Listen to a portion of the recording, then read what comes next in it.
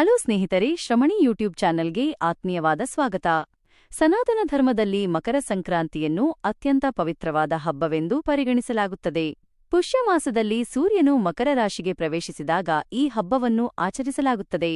ಈ ವರ್ಷ ಸಂಕ್ರಾಂತಿ ಹಬ್ಬವು ಜನವರಿ 15 ಗುರುವಾರದಂದು ಬಂದಿದೆ.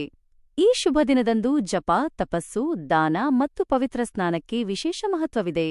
ವಿಶೇಷವೆಂದರೆ ಈ ಬಾರಿ ಸೂರ್ಯನು ಮಕರ ರಾಶಿಗೆ ಪ್ರವೇಶಿಸಿದಾಗ ಸೂರ್ಯ, ಬುಧ, ಗುರು, ಚಂದ್ರ ಮತ್ತು ಶನಿ ಈ 5 ಗ್ರಹಗಳ ಅಪರೂಪದ ಸಂಯೋಜನೆ ಇರಲಿದೆ.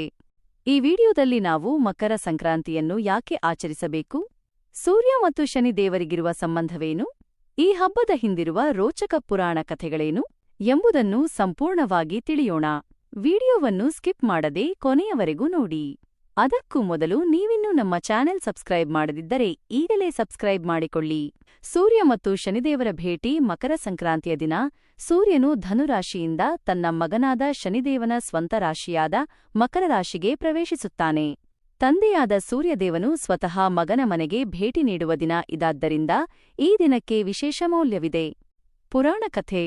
ಶ್ರೀಮದ್ ಭಾಗವತದ ಪ್ರಕಾರ ಶನಿ ಮಹಾರಾಜ ಮತ್ತು ತಂದೆ ಸೂರ್ಯದೇವನ ನಡುವೆ ವೈಮನಸ್ಯವಿತ್ತು.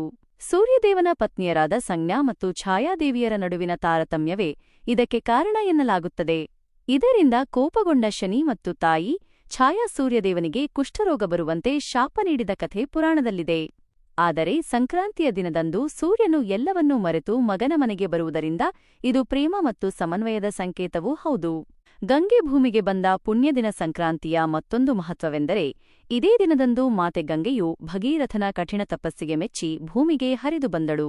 ಕಪಿಲ ಮುನಿಯ ಶಾಪದಿಂದ ಭಸ್ಮವಾಗಿದ್ದ ಭಗೀರಥನ 60,000 ಪೂರ್ವಜರಿಗೆ ಮುಕ್ತಿ ನೀಡಲು ಗಂಗೆಯು ಸಮುದ್ರವನ್ನು ಸೇರಿದಳು. ಅದಕ್ಕಾಗಿಯೇ ಸಂಕ್ರಾಂತಿಯ ದಿನ ಗಂಗಾ ಸ್ನಾನ ಮತ್ತು ತರ್ಪಣ ನೀಡುವುದಕ್ಕೆ ಹೆಚ್ಚಿನ ಪ್ರಾಶಸ್ತ್ಯ ನೀಡಲಾಗುತ್ತದೆ. ಭೀಷ್ಮ ಪಿತಾಮಹರ ಇಚ್ಛಾ ಮರಣ. ಮಹಾಭಾರತದ ಯುದ್ಧದ ಸಮಯದಲ್ಲಿ ಭೀಷ್ಮ ಪಿತಾಮಹರು ತಮ್ಮ ಪ್ರಾಣ ತ್ಯಜಿಸಲು ಇದೇ ಮಕರ ಸಂಕ್ರಾಂತಿಗಾಗಿ ಕಾಯುತ್ತಿದ್ದರು. ಏಕೆಂದರೆ ಸೂರ್ಯನು ದಕ್ಷಿಣಾಯಣದಿಂದ ಉತ್ತರಾಯಣಕ್ಕೆ ಬದಲಾಗುವ ಈ ಶುಭ ಕಾಲದಲ್ಲಿ ದೇಹತ್ಯಾಗ ಮಾಡುವ ಆತ್ಮಗಳಿಗೆ ನೇರವಾಗಿ ಮೋಕ್ಷ ಸಿಗುತ್ತದೆ ಎಂಬ ನಂಬಿಕೆಯಿದೆ. ಬಾಣದ ಹಾಸಿಗೆಯ ಮೇಲಿದ್ದರೂ ಭೀಷ್ಮರು ತಮ್ಮ ಯೋಗಶಕ್ತಿಯಿಂದ ಈ ಪವಿತ್ರ ದಿನದವರೆಗೂ ಉಸಿರನ್ನು ಹಿಡಿದಿಟ್ಟುಕೊಂಡಿದ್ದರು.